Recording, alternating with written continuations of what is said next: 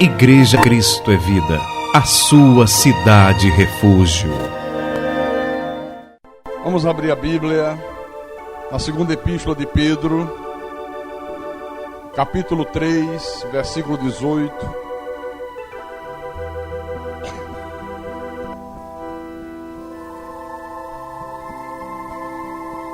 E o tema da mensagem é: crescer na graça e no conhecimento.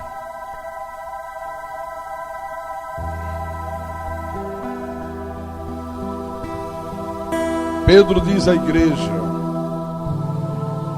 que a coisa mais importante da vida espiritual é você crescer na graça e no conhecimento de nosso Senhor e Salvador Jesus Cristo. E aí ele termina dizendo: a Ele seja a glória, tanto agora como no dia eterno.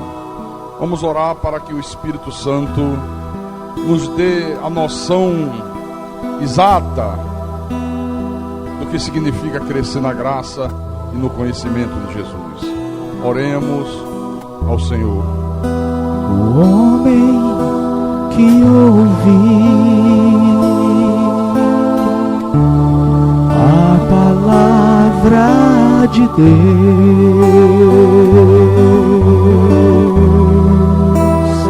é como aquele que sobre a rocha edificou.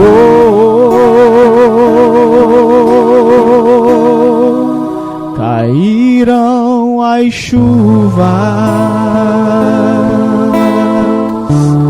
e o rio transbordou.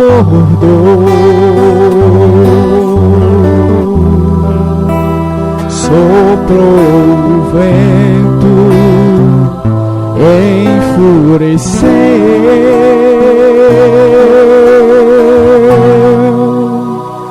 mas ele firme sobre a rocha permaneceu.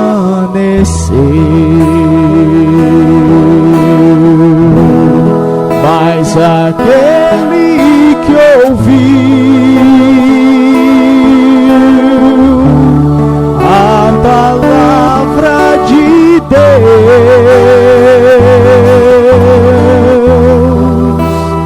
mas não viveu, sobre a areia construiu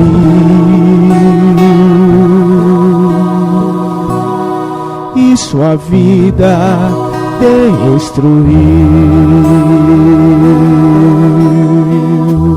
Ah, Senhor Jesus Cristo, nosso único e soberano Deus, o único que é digno de louvor e adoração.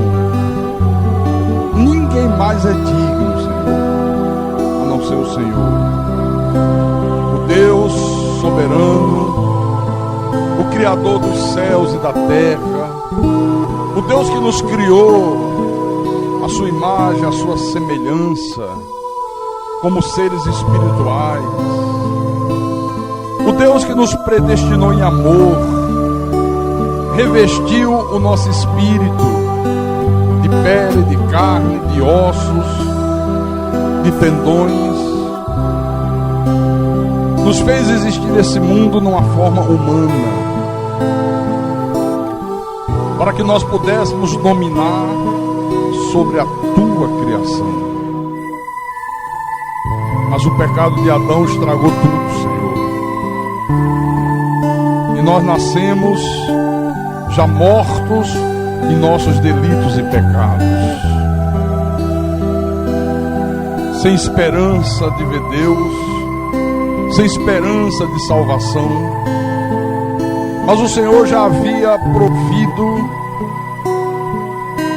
o livramento para o seu povo. O Senhor já havia lá no Jardim do Éden feito a promessa de que enviaria um Salvador, que é o Senhor mesmo, que um dia o Senhor se faria carne, assumiria um corpo, corpo sem a semente do pecado, que o Senhor seria o sacrifício perfeito em favor de nossas vidas, que o Senhor derramaria o sangue de um justo, o sangue de Jesus, o teu Filho, para que o sangue de Jesus tornasse o nosso espírito aperfeiçoado para sempre, para que através do Calvário nós recebêssemos vida outra vez, tivéssemos direito à vida eterna, tivéssemos direito a voltar ao paraíso, quando o Senhor criar novo céu e nova terra, e viver eternamente contigo. Esse é o privilégio maior que o Senhor tem nos dado, meu Pai. E por isso nós te louvamos, nós te adoramos, nós nos submetemos à tua palavra, porque nós somos gratos a ti, meu Deus. A minha gratidão para com o Senhor é imensa. Por mais que eu faça, é como se eu não tivesse feito nada, porque o Senhor me amou de uma maneira tão extraordinária. O Senhor nos amou quando nós ainda vivíamos nesse mundo como inimigos de Deus, andávamos pelas sajetas da vida, andávamos nos caminhos do mal, na lama da iniquidade, do pecado, mas o Senhor nos alcançou com mãos de amor. O Senhor nos deu vida, o Senhor nos tirou das trevas para a tua maravilhosa luz.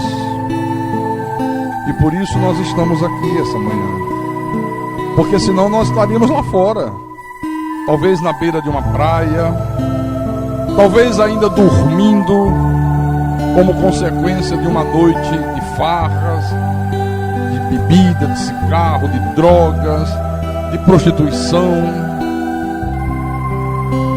Mas não, estamos aqui para ouvir a tua voz, para alimentar o nosso espírito, para sermos ensinados por ti, para que possamos viver a vida da maneira que o Senhor quer que ela seja vivida.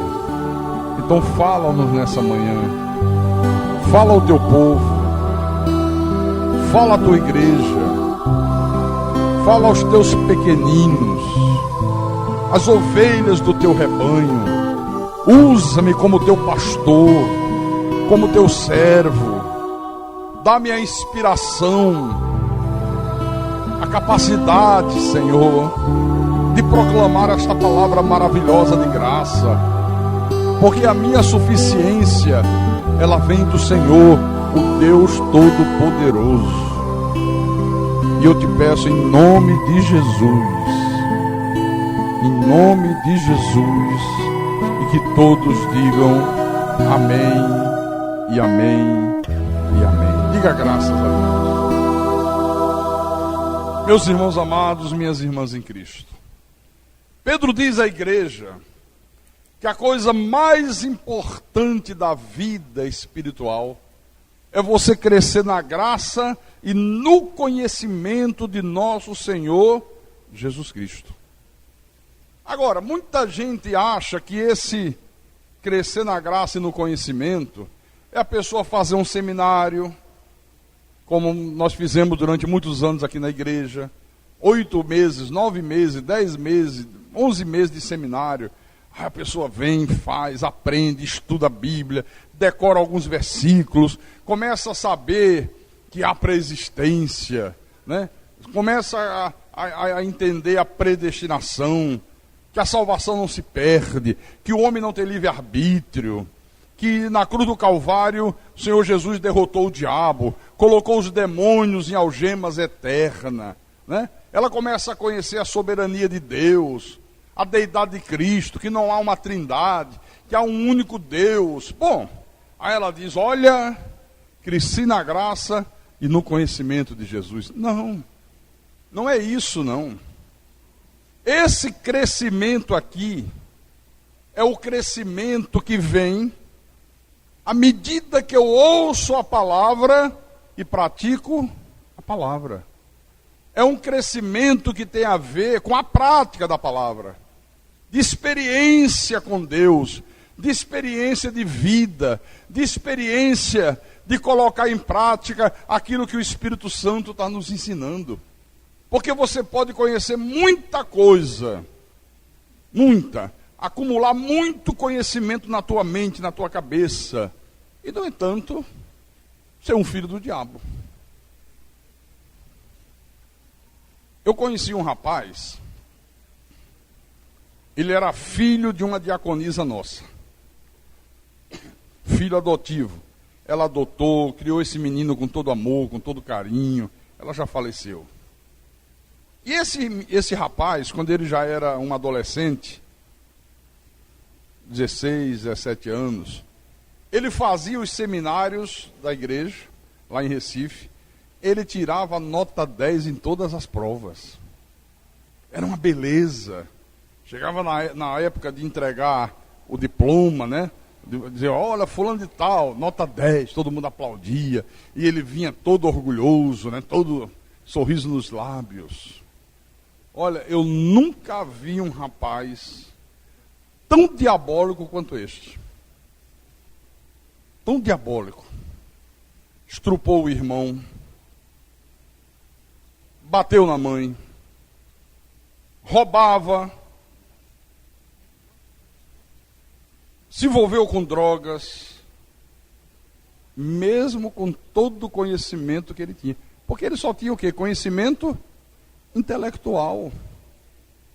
Então, este crescimento aqui que Pedro está se referindo, é quando eu ouço a palavra, pratico a palavra. Cantamos o hino agora, o homem que ouve a palavra de Deus, né?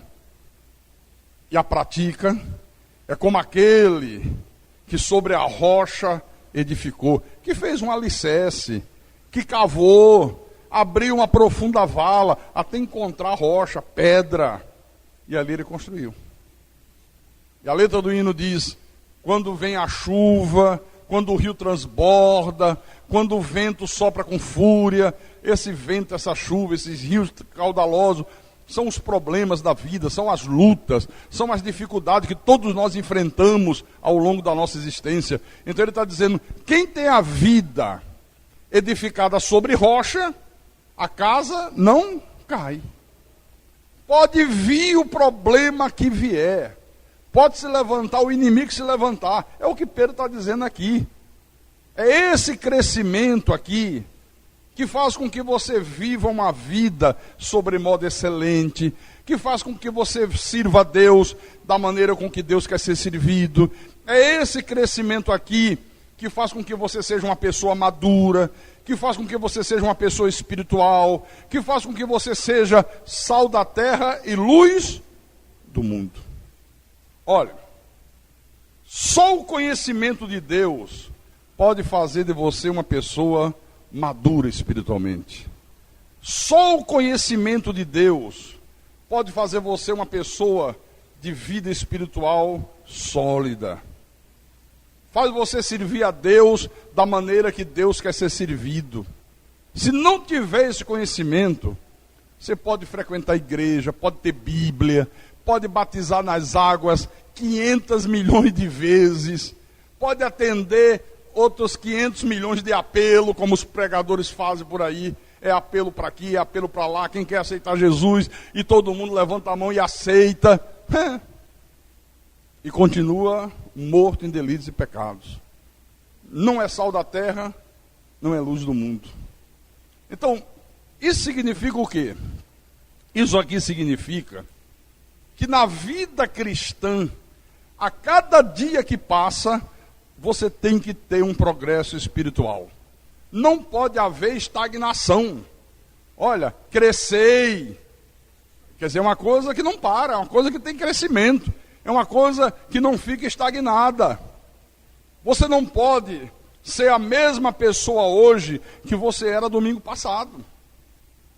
Tem que haver uma mudança para melhor. Tem que haver um crescimento contínuo. Tem que haver um progresso na tua vida espiritual. E isso continua, irmãos, até o dia da segunda vinda de Jesus Cristo. Amém? Então, quem faz esta obra espetacular na nossa vida é o próprio Deus. À medida que eu ouço a palavra e pratico a palavra, Deus age e vai operando esse crescimento na minha vida. Vai imputando na minha vida o caráter de Deus. Amém? Segura um pouco aí. Abra em 1 Coríntios. 1 Coríntios, capítulo 3, versículo 6. Paulo disse assim: eu plantei, Apolo regou, mas o crescimento veio de Deus. O que é isso aqui?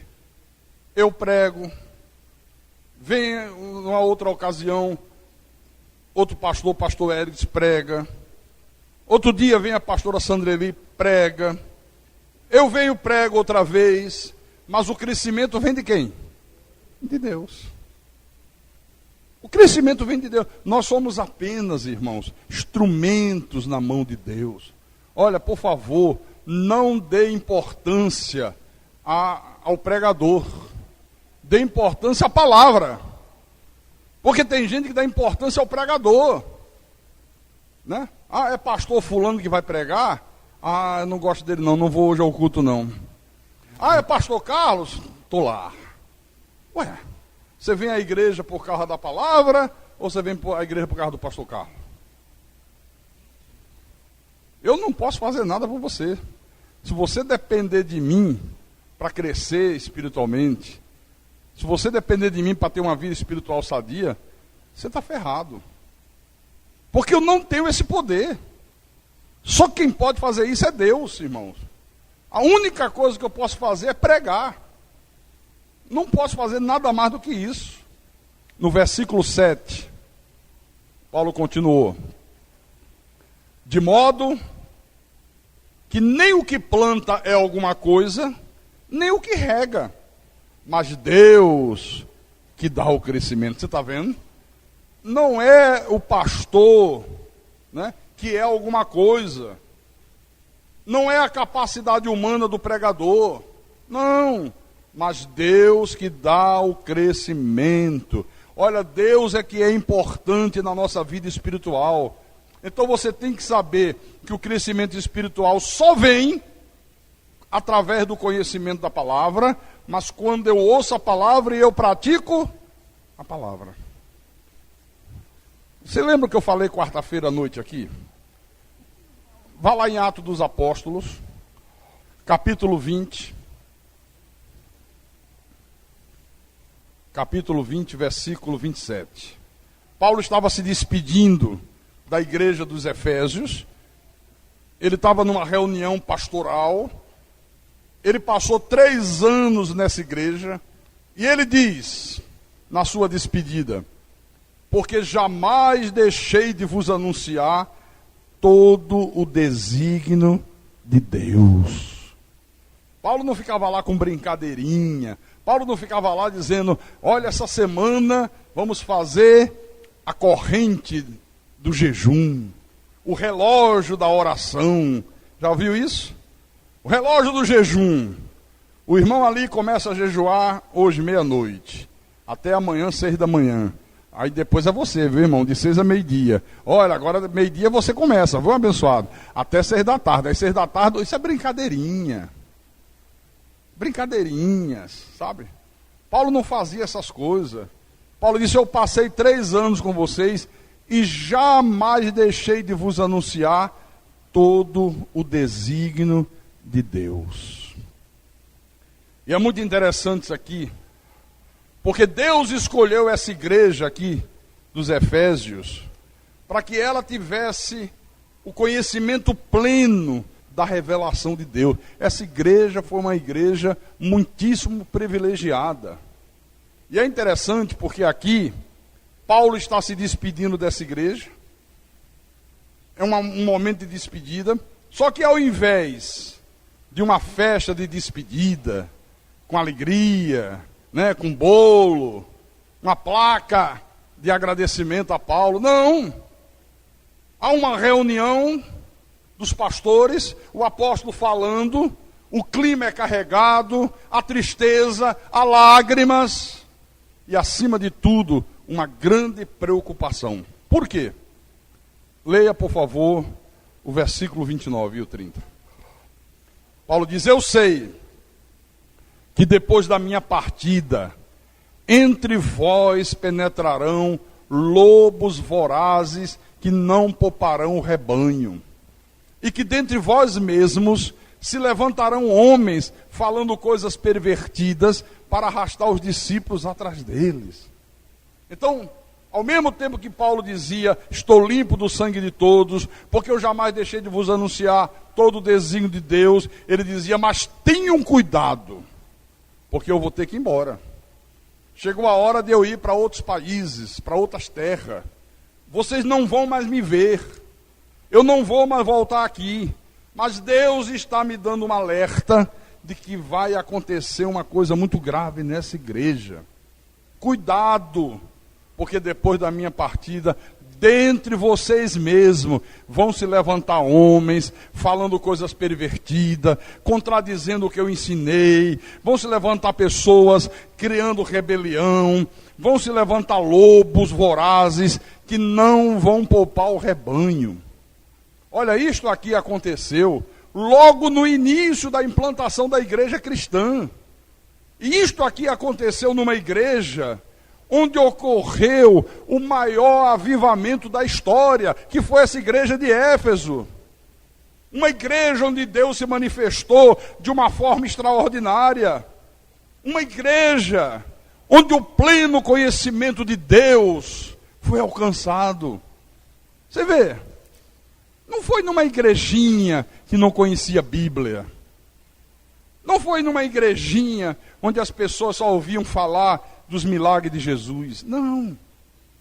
Foi numa igreja que teve o privilégio de conhecer todo o desígnio de Deus, toda a verdade revelada de Deus.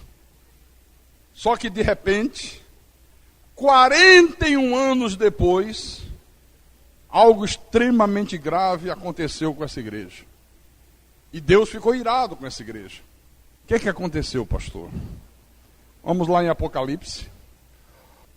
Apocalipse capítulo 2,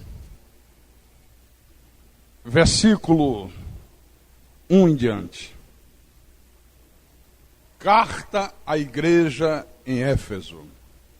Então Jesus disse assim a João, escreve aí, João. Ao anjo da igreja em Éfeso escreve. Quem é esse anjo da igreja? É o pastor.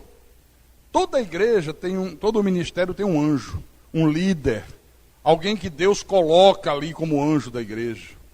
Como colocou Moisés. Moisés morreu. Quem é que substituiu Moisés?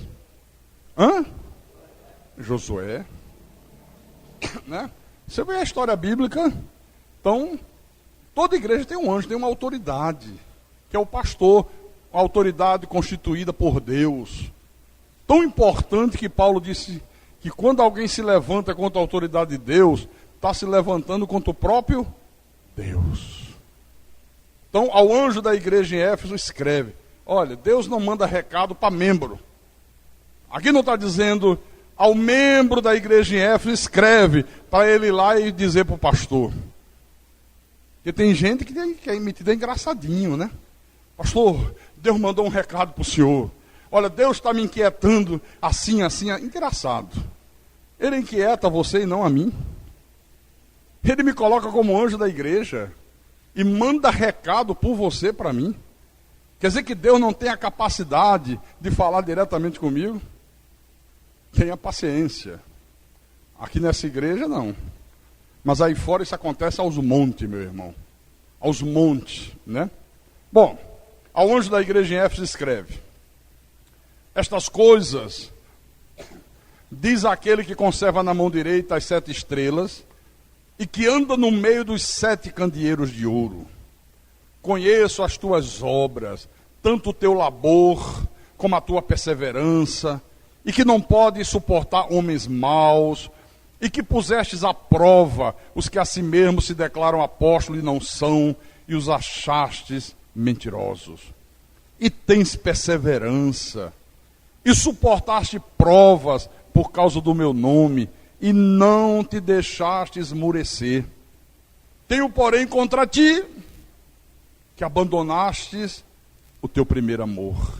Você vê, uma igreja de muitas obras, uma igreja que trabalhava duro, de muito trabalho, de muita atividade, uma igreja que foi capaz de identificar quem era falso apóstolo, uma igreja que foi perseverante, uma igreja que suportou provas. Todavia, por causa dos lobos vorazes, por causa de homens que começaram a falar coisas pervertidas, que começaram a introduzir no seio da igreja falsos ensinamentos, falsas doutrinas. O que é que isso aconteceu? O povo foi, pouco a pouco, abandonando o primeiro amor. Porque eu digo para você o seguinte: uma pessoa que serve a Deus com a força do primeiro amor, ela tem uma postura que é padrão para os outros. Uma pessoa que serve a Deus com a força desse primeiro amor, ela é modelo do rebanho, ela serve de exemplo, ela manifesta o caráter de Deus na sua casa, no seu trabalho, na convivência com os amigos, com a família, com os vizinhos. Porque tem gente que acha que ser cristão é só quando está no culto da igreja. Parece que vem lá de fora com a capa de Satanás. Aí chega na igreja, ali na porta, ele tira a capa do diabo, coloca lá num cabide e veste a capa de cristão. Aí aquela aparência de piedade, sabe? Um semblante tranquilo, tal. Isso durante o culto, né? Acabou o culto, tira a capa de cristão, veste de novo a capa do diabo. Passou da porta para fora, vira o verdadeiro demônio. Às vezes na porta da igreja já está brigando marido com mulher. A pessoa tem um comportamento tão errado que os vizinhos dizem assim, tá vendo? Olha aí, por isso que eu não quero saber de igreja. Porque ó, dentro de casa, olha lá, olha o palavrão. Olha como ele trata a mulher, olha como a mulher trata ele, meu Deus do céu, olha lá, dá até para fazer transmissão de jogo de futebol. Xinga palavrão, bate porta, bate nos filhos como se fosse um homem perverso e malvado, e é. Compra, mas não paga, nome sujo, mente. Não pode ver um rabo de saia passar que fica babando. Olha, deixa eu dizer uma coisa para você. Os teus vizinhos, eles podem até não crer, mas eles nem são cegos, nem surdos. Eles ouvem e eles veem. E tem gente que já começa com comportamento errado dentro da própria igreja. Vem à igreja para criticar o pastor, para censurar, para olhar para a vida de um, para olhar para a vida de outro. Então, uma pessoa que conhece todo o desígnio de Deus, uma pessoa que serve a Deus nessa força do primeiro amor, ela não chega atrasada aos cultos. Eu já cansei de falar aqui na igreja. Quarta-feira à noite, eu admito que uma pessoa chega atrasada ou várias. Porque o culto começa às 7 da noite, tem gente que trabalha até 5h30, 6 horas, às vezes sai do trabalho correndo, pega ônibus, engarrafamento, às vezes 7h30 a pessoa está entrando ali esbaforida, coitada. Mas não tem outro jeito. Não tem outra maneira. Mas domingo, meu irmão, culto 9 horas da manhã, e a pessoa chegar atrasada no culto, é inadmissível. Uma pessoa que serve a Deus na força do primeiro amor, ela guarda o dia do Senhor, ela crê que o dia do Senhor é um dia digno de honra e ela o honra, como nós fazemos aqui na igreja, ensinamos aqui na igreja. Ela ama o pastor da igreja, ela vê o pastor como uma autoridade que foi constituída por Deus. Hoje, isso é coisa muito rara. Hoje o que você mais tem nas igrejas é Miriam e Arão. A igreja está assim de Miriam e Arão. Miriam e Arão disseram assim: rapaz, nosso irmão aí, ó, Moisés, resolveu se casar com uma mulher cuxita. Uma mulher negra. Uma mulher de uma nação ímpia. Não pode, está errado. Ele não pode fazer uma coisa dessa. E ele é o líder. Não, que negócio de líder. Está pensando que só ele tem o Espírito Santo. Está pensando que Deus fala só com ele. Não vamos aceitar uma coisa dessa. Na verdade, eles não estavam preocupados porque o irmão estava se casando com uma mulher de uma nação pagã. Não era isso. Isso era apenas um motivo para eles criarem uma rebelião. Eles eram cheios de inveja, porque Deus, ao invés de escolher eles, escolheu o irmão. Já ouviu dentro das igrejas gente que diz isso? Não é só o pastor que tem o Espírito Santo, não, rapaz. Nós também temos. Está pensando que é só ele que tem conhecimento? Eu também tenho. Começaram a rebelião, meu irmão. Aí Deus disse: deixa eu chegar aqui. Deus se manifesta, manda os três saírem da tenda e diz: preste atenção, Dona Miriam e seu Arão, com vocês eu falo através de sonhos, eu falo através de profecia, através de pregação, mas com Moisés eu falo face a face. O meu relacionamento com Moisés é completamente diferente do relacionamento que eu tenho com você, porque ele é o líder. Ele é a autoridade que eu constituí, eu tenho que dar respaldo a ele. E como é que vocês se atrevem a fazer uma coisa dessa? Como é que vocês não temem a Deus e vocês criticam Moisés? E vocês querem se rebelar contra Moisés? E vocês querem tomar atitudes erradas contra Moisés? Por causa disto, você vai ficar leprosa, Dona Miriam, porque ela foi a cabeça da rebelião. E Miriam ficou leprosa. Então, uma pessoa que serve a Deus na força do primeiro amor, ela não faz essas coisas. Ela tem um comportamento digno, ela manifesta o caráter de Deus. Agora aqui no caso dessa igreja, o Senhor disse: olha, vocês trabalham muito, vocês perseveram, vocês conseguem identificar um falso apóstolo, mas vocês abandonaram o primeiro amor. Quer dizer, a coisa principal vocês deixaram de fazer. Vocês abandonaram o primeiro amor. Agora eu pergunto, o que faz uma pessoa abandonar o primeiro amor? É quando ela começa a dar ouvidos a coisas pervertidas. Paulo não alertou? Cuidado, depois da minha partida, dentre vós mesmos vão se levantar pessoas falando coisas pervertidas. Sabe aquela pessoa, chama o irmão assim: irmão, vem cá. Chega aqui, olha só, o pastor está pregando que não tem livre-arbítrio, né? Mas eu acho que tem. Olha aqui na Bíblia, olha aqui, ó. Olha esse versículo aqui. Tá vendo? Tá vendo? Tem sim, tem sim. O pastor está errado. Agora não diz nada para ele não, viu? Olha, vamos fazer um chá lá em casa. Aí chama 1, 2, 3, 4. Você pensa que o objetivo é ter uma comunhão, um estreitamento de amizade? Não. Normalmente, quando começa essa coisa de fazer reunião na casa do outro, é para criar problemas na igreja. É para falar no chá aquilo que a pessoa não fala dentro da igreja. Então, começou assim nessa igreja.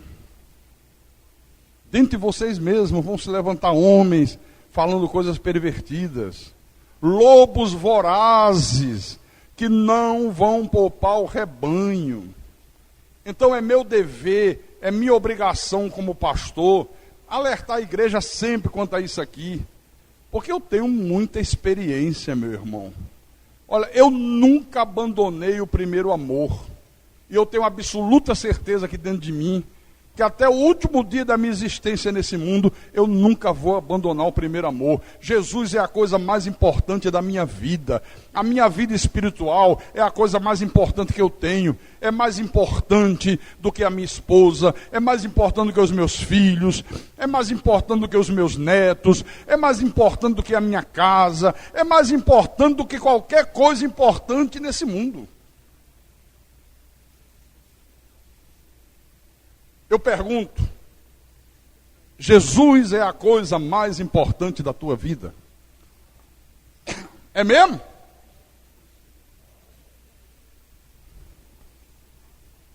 Bom, você está dizendo que é, eu acredito. Olha, eu já passei por experiências terríveis. Eu já vivi dias extremamente amargos. Eu já experimentei traições. Já fui alvo de mentiras, já fui alvo de calúnias, já fui alvo de falsidades. E Deus permitiu tudo isso para que eu pudesse hoje ocupar um púlpito e falar à igreja como um homem maduro, como um pastor experiente, como uma pessoa que tem conhecimento de Deus, que cresce dia após dia na graça e no conhecimento de Jesus Cristo. Eu já passei por situações terríveis. Mas eu quero dizer para você nessa manhã, o meu coração jamais abandonou o primeiro amor. Jamais, jamais, jamais, jamais. Eu nunca troquei o meu culto por nada nesse mundo. Nunca. Nem troco. Nem troco. Há poucos meses atrás, minha mãe fez 80 anos de idade. Aí ela disse que o presente que ela queria era todos os filhos juntos, né? Porque tem filhos no Rio, tem filhos em Natal, mas meu prazer é todo mundo reunido. Aí se reuniram e programaram a festa. Aí quando ligaram para mim, já estava tudo certo. Olha, a mamãe quer todos os filhos juntos, minha irmã ligou. Incrédula, até dizer basta. Essa minha irmã, né? É a mãe da incredulidade, nunca vi uma coisa igual. Mas conhece Bíblia até dizer basta também. Mas é incrédula. Aí ela diz, já está tudo resolvido, será sábado à noite. Eu digo, então eu não vou participar. Por quê? Porque domingo eu tenho que estar em Recife. Eu estava em Natal, era a semana de eu estar em Recife. Eu ia a Recife. E eu tenho que viajar sábado para Recife. Tenho que dormir lá, tenho que fazer os cultos de domingo lá na igreja de Recife. Aí, mas você vai deixar de estar na festa de mamãe por causa de culto? Olha só, por causa de culto. Talvez se eu dissesse, não dá para ir porque sábado eu marquei uma festa com os amigos, numa boate, num cabaré. Então realmente marcou com os amigos, iam achar legal. Mas por causa de culto. Eu digo, pois é. Mas você vai causar esse desgosto? Vou. Eu prefiro causar um desgosto a ela do que causar um desgosto a Deus. Fui duro. Fui incisivo. Sabe o que aconteceu? Mudaram o dia da festa. Olha, a gente pensou bem, vamos fazer na sexta. E se eu não tivesse sido firme? Se eu tivesse aberto a guarda, como muita gente abre? Tá? Esse é o problema que aconteceu com essa igreja aqui. Ó. Eu já conheci muita gente que não tinha essa firmeza espiritual que eu tenho. Já conheci gente que quando ouviram homens falando coisas pervertidas, abandonaram o primeiro amor, foram embora. Quando enfrentaram provas, quando enfrentaram dificuldades, olha, pegaram o beco, como diz o cearense. Pegaram o beco. Na primeira dificuldade, se vira as costas para Deus. Eu quero falar um pouquinho sobre isso agora. Volta um pouco aí, antes de Apocalipse. Tem a epístola de Judas. Judas tem só um capítulo. E no versículo 3, Judas diz assim. Ele está falando com a igreja, é uma epístola para a igreja. Ele diz: amados, quando empregava toda a diligência em escrever-vos acerca da nossa comum salvação, foi que me senti obrigado a corresponder-me convosco, exortando-vos a batalhar diligentemente pela fé, que uma vez por toda foi entregue aos santos. Olha, Judas estava lá sentado, escrevendo uma epístola.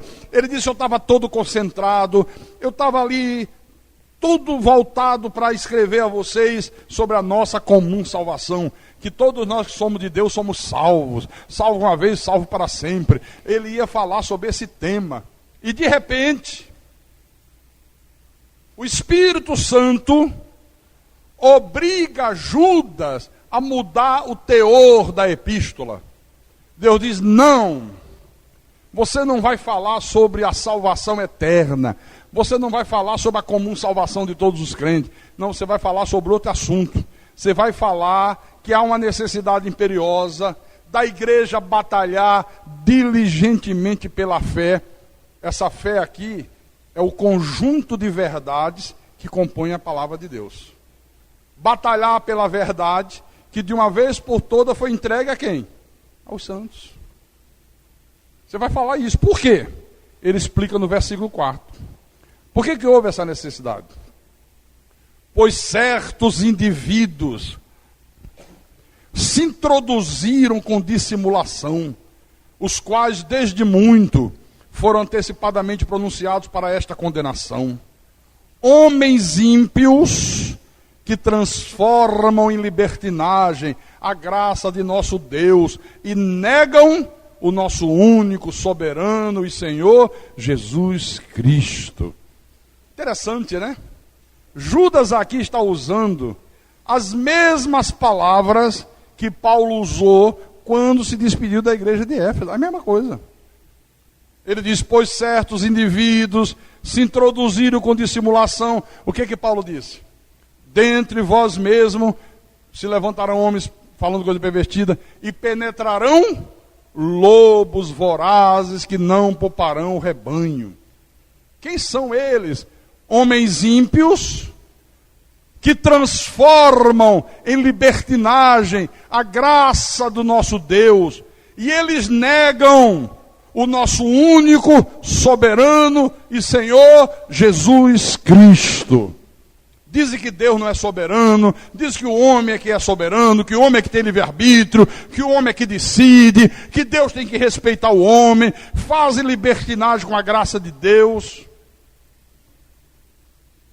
Então, homens ímpios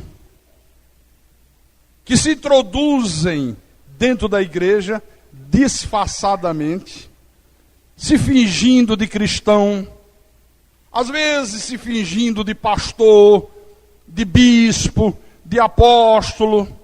Mas o que é que eles trazem? Falsos ensinamentos, palavras pervertidas, vão criando um espírito de libertinagem no seio da igreja. Pastor, o que é libertinagem? É a lei do vale tudo, é o desregramento, é a falta de reverência. Olha, irmãos, muito cuidado com essa coisa de libertinagem. Falta de reverência. Brincar com as coisas sagradas. Às vezes tem um irmão, um diácono, e é uma pessoa dedicada, é uma pessoa que se sobressai, né? E aí começa as brincadeiras. E aí, pastorzinho? Deus não aceita isso, não é para brincar não. E aí, pastorazinha? E aí, pastorzinha? O irmão Daniel me contou ontem, talvez a pessoa tenha falado até sem má intenção, até como brincadeira, mas serve de alerta, né? Que ele estava, um desses domingos passados aí, oferecendo o ticket do almoço, né, que a gente faz todo domingo, e não sei quem foi que disse assim: Está passando o jogo do bicho? Joga aí na capivara. Quer dizer, não pode ter esse tipo de comportamento. Isso é falta de respeito. Viu? Eu quero crer que a pessoa falou inadvertidamente, não foi com má intenção. Mas aproveito para exortar a igreja inteira. Então, olha, essa libertinagem aqui, hoje está por toda parte, meu irmão. Hoje está aí para todo mundo ver. Essa marcha para Jesus, isso é uma verdadeira libertinagem. Trio elétrico, tudo quanto é denominação, pentecostal, neopentecostal, o diabo 4, sabe? Aqueles jovens que o cérebro é do tamanho de uma ervilha e sai na rua. O cara estava lá no trio elétrico da Renascer, aí disse que o sujeito com nome de bispo, título de bispo, né? Usando uma roupa zona moderna, um cordão de ouro, e ele dizia, vamos lá, brother, que o cara lá de cima é legal. O cara lá de cima é legal, lave a boca. Não se faz referência a Deus desse jeito. O cara lá de cima é legal. Vamos lá, brother. Esse ano, agora no carnaval que acabou de encerrar, olha, em quase todos os estados do Brasil teve bloco de carnaval evangélico. Não, nós estamos fazendo para salvar os foliões. O nosso objetivo é levar a mensagem. E todo mundo lá, o da Bahia era todo mundo lá, axé, tá, pega o folheto, quer aceitar Jesus, irmão? Quero, brother, com a caipirinha e tudo, tá, pode. Ainda tiveram o descaramento, esse bloco da Bahia, da Igreja Batista, de dizer assim, olha, 1000 pessoas foram salvas no carnaval. Aí o cara perguntou, mas como? No meio do carnaval? Aceitaram Jesus e fizeram a promessa de quando terminar o carnaval ir para a igreja. Me engana que eu gosto. Vocês viram nos DVDs Teologia da Prosperidade?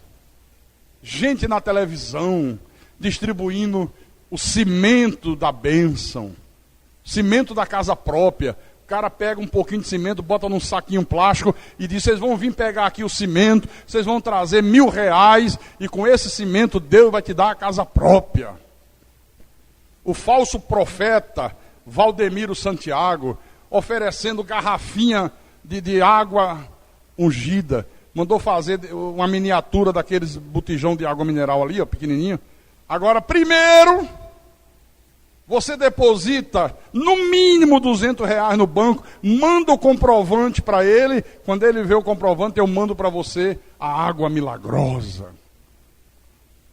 O que é isso? Fazem libertinagem com a graça de Deus. Só que tudo isso, irmãos, foi sendo introduzido dissimuladamente no seio da igreja, de uma maneira dissimulada. Aqui no versículo 12, Judas diz assim, estes homens que fazem essas coisas são como rochas submersas em vossas festas de fraternidade, banqueteando-se juntos, sem qualquer recato, pastores que a si mesmos se apacentam, nuvens sem água, impelidas pelos ventos, árvores em plena estação dos frutos, deixe desprovidas, duplamente mortas, desarraigadas. Olha, esses homens são como rocha submersa. O que é uma rocha submersa? Qual o perigo que uma rocha submersa representa?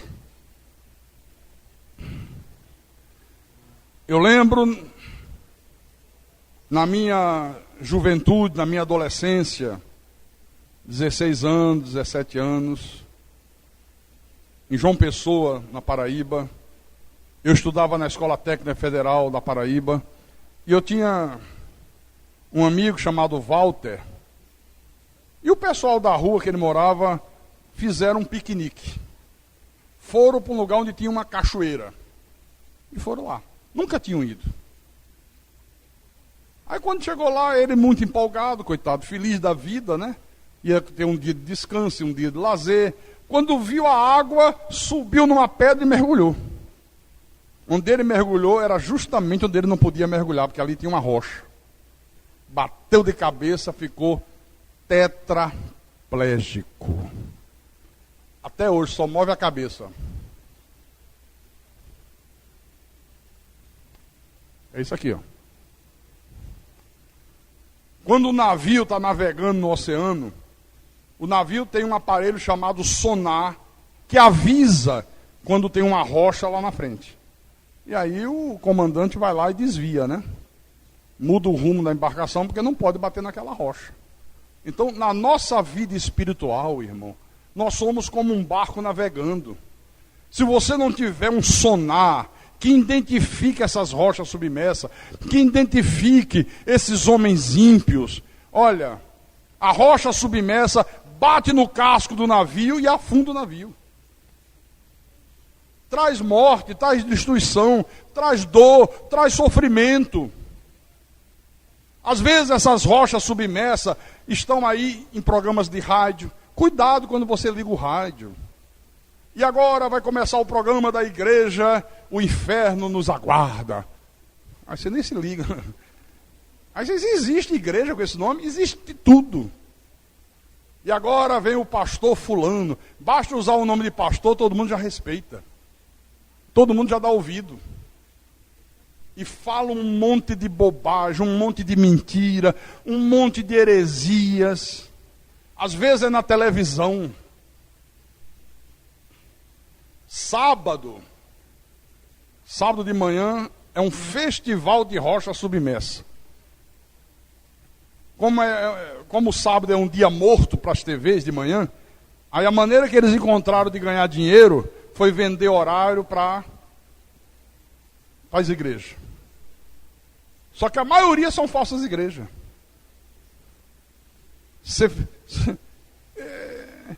Eu não vou incentivar você a fazer isso, não. Mas teve um sábado, não sei se o Rodrigo estava comigo, alguém estava comigo aqui.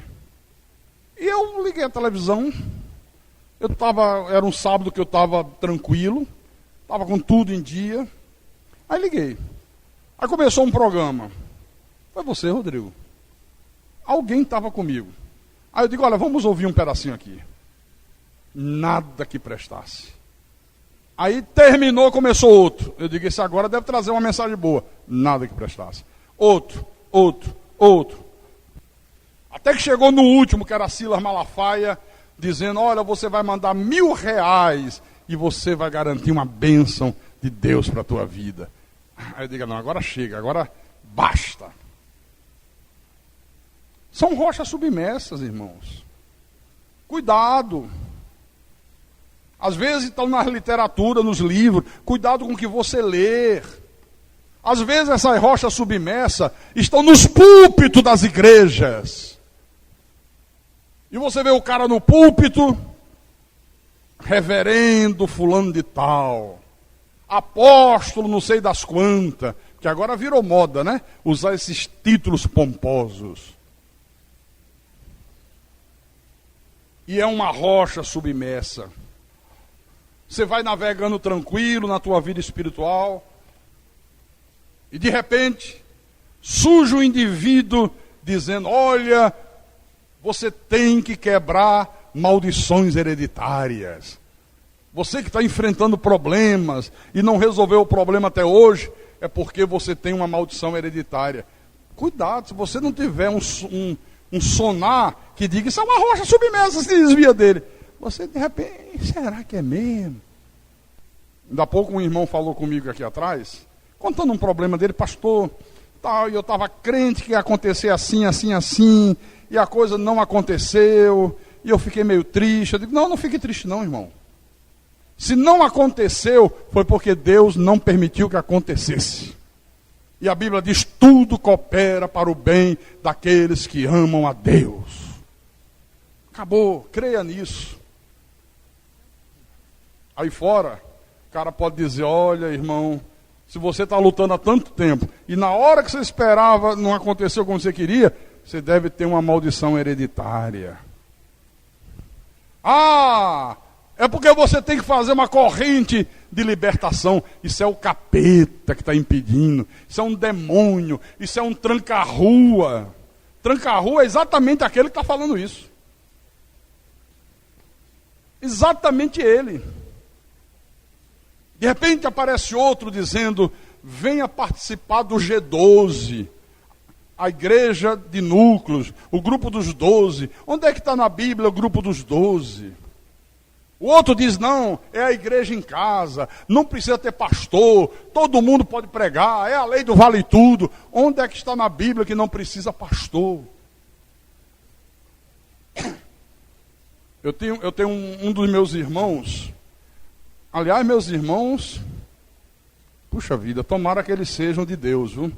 E lá na frente eles se convertam, porque é triste. Um diz que é pastor pentecostal, vê anjo, é arrebatado,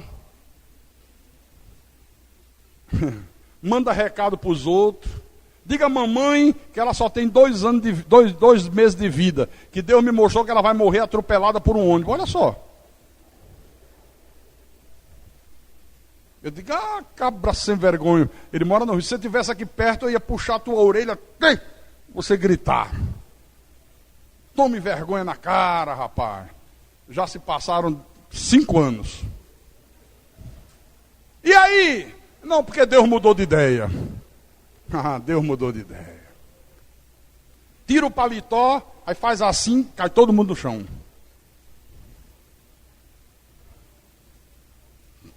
Tem um outro que congrega numa igreja, esteve comigo agora quando mamãe fez aniversário de Kleber.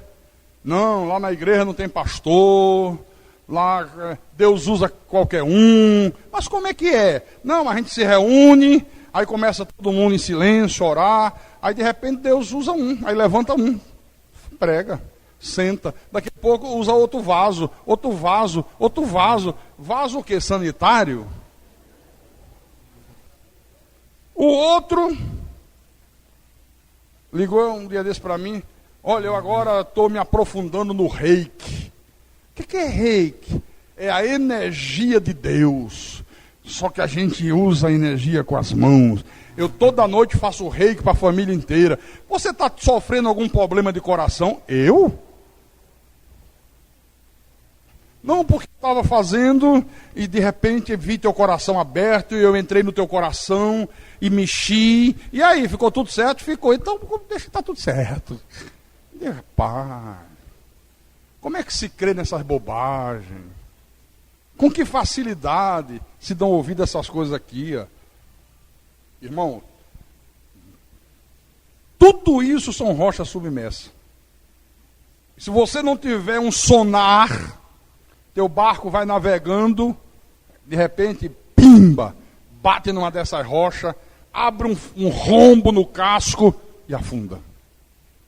É terrível. Olha, o conhecimento da graça de Deus ativou um sonar na minha vida. Quando aparece uma rocha submersa, Deus já me avisa e eu me desvio dela.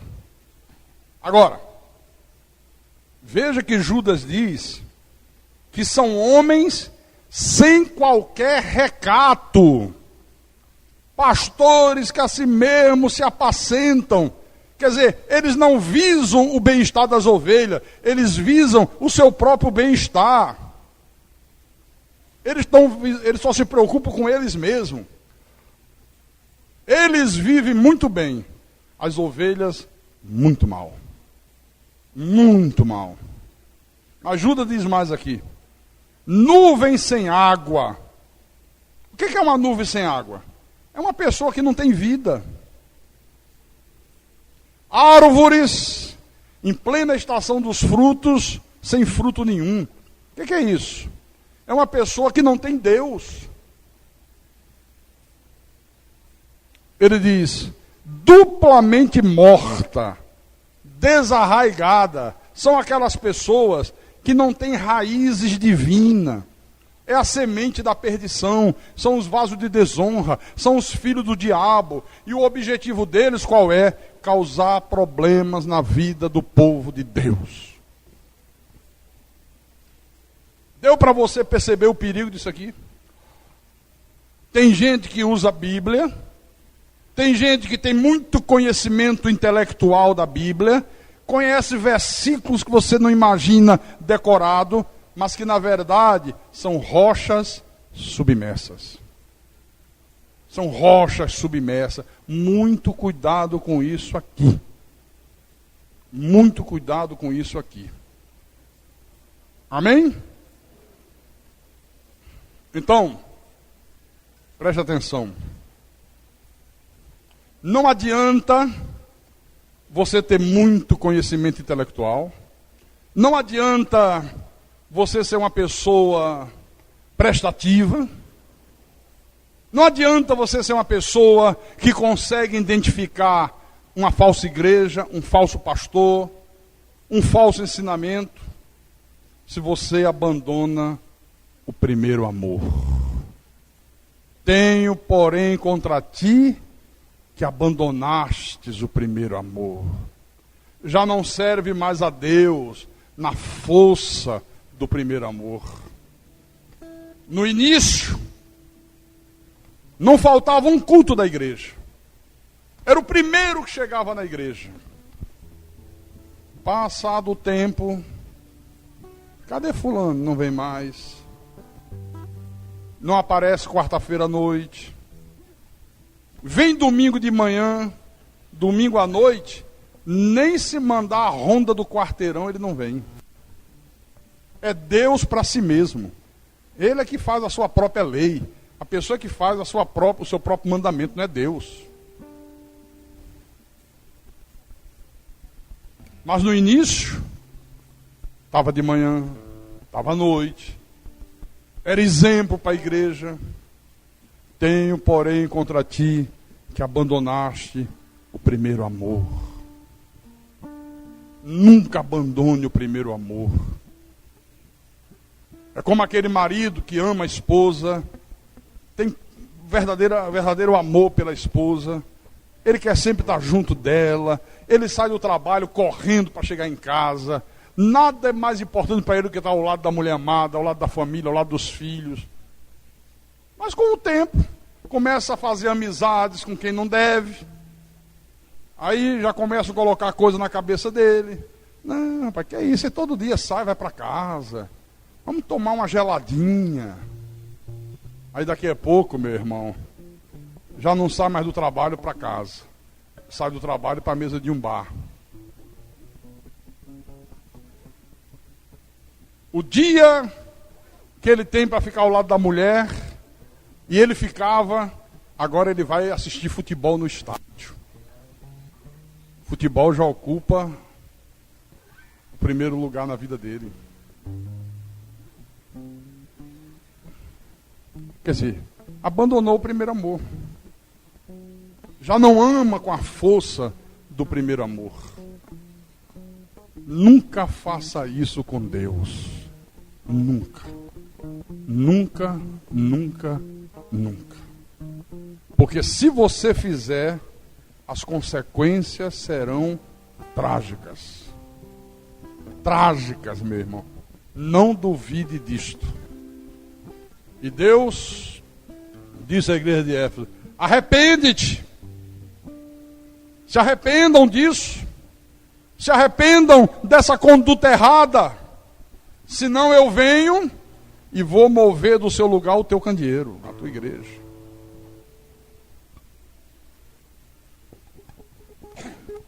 Hoje, onde era a igreja de Éfeso,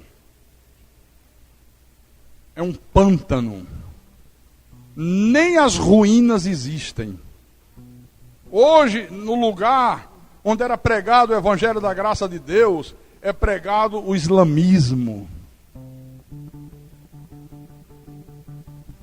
Acabou a igreja de Éfeso.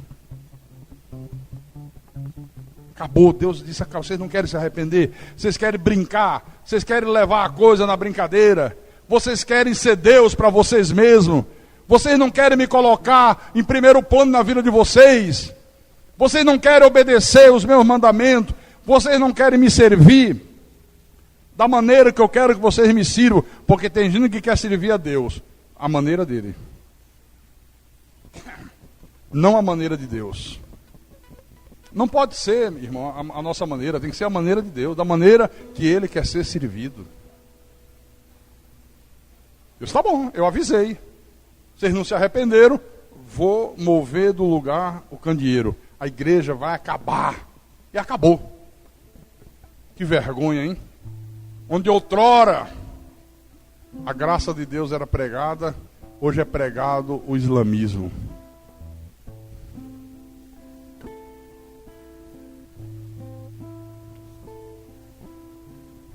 Se você abandonou o primeiro amor, conserte hoje. Arrepende-te. Deus está falando com você.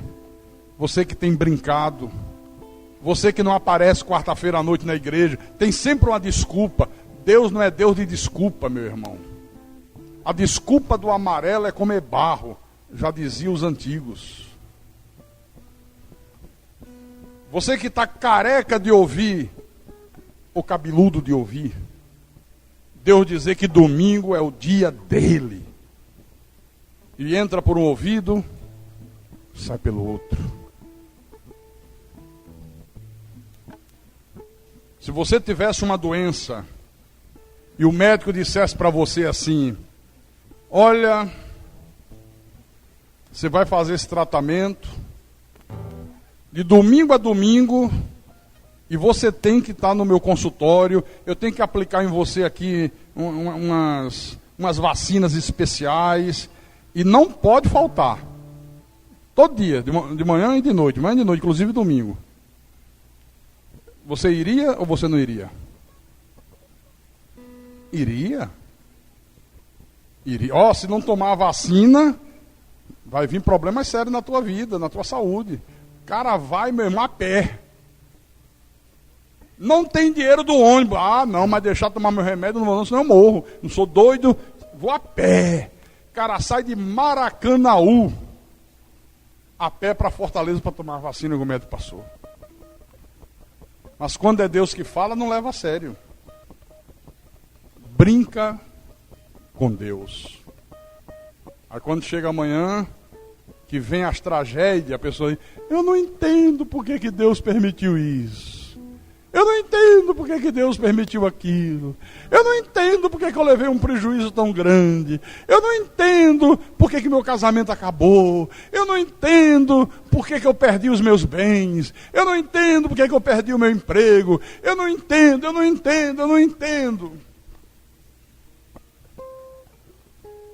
Arrepende-te.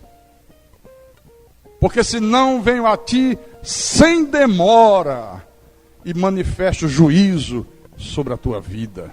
E quem tem ouvidos para ouvir, que ouça o que o Espírito falou à igreja nesta manhã, em nome de Jesus, e para a glória do Deus eterno.